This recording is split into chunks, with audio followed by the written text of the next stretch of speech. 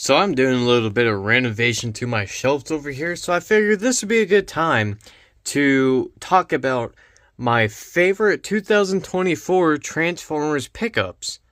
It's even a mess down here. I'm still remodeling everything, but since I have all the figures out and off the shelf, I figured do a video like this since everyone else is doing one.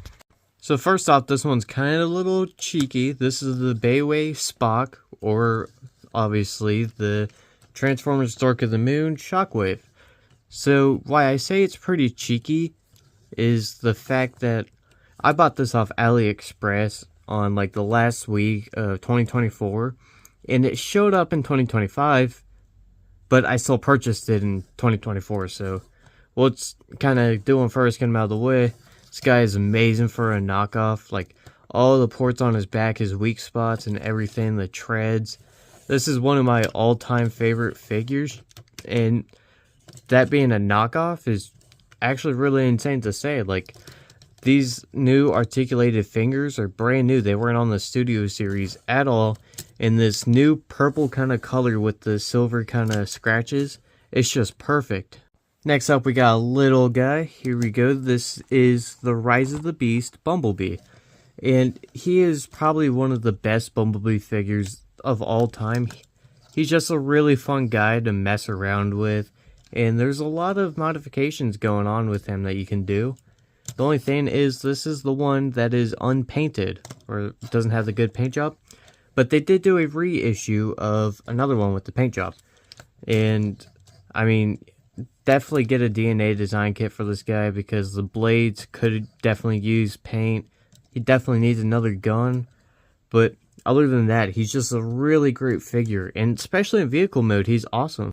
So, like, even with the Camaro mode, he's just amazing. Like, the off-road is just perfect on him. The only thing I don't like is the forearms being showed, which they do make them on a little joint here that you can just kind of slide out from there, and the arms will be just kind of disappeared. And, I mean, that's kind of parts for him, but I mean, it works. And the weapon storage, I found it's easier just to put the gun down here with the blade there. But, I mean, he's just a really good figure, and I really like him. Since we talked about Shockwave, let's bring in Soundwave. Now, personally, I like this Soundwave, like, a lot. And he's one of my favorite, like, figure models of all time. Or of all Bavers, too, if you'd rather. But he's just a really cool figure. I wish he had some more like bluish paint around the speakers. But that's about it. He even came with laserbeak, which isn't the best accessory, but like the detail's still there. And even his Mercedes SLS is really good. It's one of my favorite cars of all time. And to have him as my favorite Transformer of all time, that's just a really good combo right there. And with that being said, here's the whole Dark of the Moon Decepticon trio, and they look great next to each other. Here we have Hot Rod. This is one of my favorite Studio Series figures of all time, and his Lamborghini Centenario, I believe that's how you say it, I can't remember, but this is one of the best characters, I believe, in the Transformers Bayverse line. I just think Hasbro did a perfect job on him. Like, the kibble cleans up really good. You might think this would be kibble, but that's actually on the figure, so I don't really consider it too much of a kibble issue. But he's a perfect figure, and probably one of the most redeeming factors of the Last Night movie. He was such a good, like, character that they added, and I wish we had more screen time again. But his gun, his Stop the Time gun, is just amazing too. And even his vehicle mode is just perfect. Now, I get some difficulties with the waist being able to turn during vehicle transformation. Like, here he works great with the twist there. But when you're turning them around in vehicle mode, there's a little clear piece back here. You can kind of see it right there.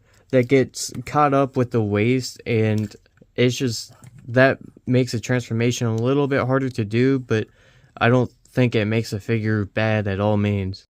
So here's Hot Rod and his Lamborghini, and he's just amazing. With the dark colors, it kind of hides the lines a little bit better, and he looks really good. There's slight miscoloring on the clear plastic, but hey, it's clear plastic. It's going to be slightly miscolored. You can see it better right there. It's not the worst, actually. It's actually pretty good. I don't like how a little bit of orange is seeping through there, but I think that's just paint difficulties, not actually on the figure. And it's really good. I love this figure so much. I do wish, instead of having these ports here for the gun, this guy, I wish they could have it hide like right under there somehow, like maybe free up some of the leg room. I don't know, it doesn't really bother me. I'm not going to be splitting him in the car mode, so... Now back to Soundwave, my favorite Transformer ever.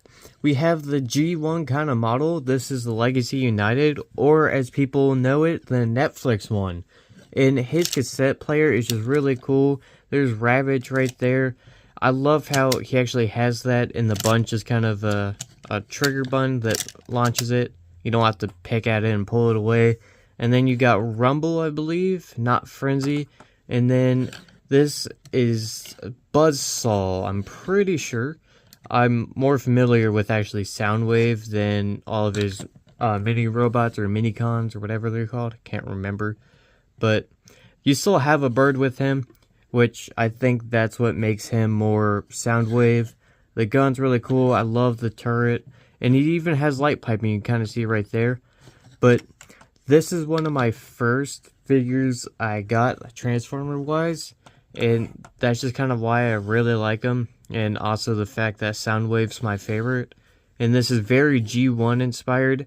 I don't know if it's like really G1. Just it's kind of a little more boxy. So we have a little bit of a bigger dude here. We got the G1 Devastator. I absolutely love the green and purple kind of mix to him. Kind of reminds me of like Hulk and Joker. But I think Devastator rocks these colors a lot better. And I don't know if this guy is a knockoff or not. I got him for a pretty good deal, so I'm guessing he is. And also his arm joint here, you can kind of see it's very floppy. And then also the legs. He doesn't have heels, so that kind of messes with him standing up. I mean, he can still be in poses, and he looks really cool. And then all the limbs actually break down into vehicle mode and also a robot mode. There's only a little bit of parts forming for the hands and the gun, obviously. But everything else, like the head and the little chest thing, they're all part of the vehicle and robots. So that is just, I think that's really cool, and the gun came off. So yeah, that's G1 Devastator. He's a really cool figure.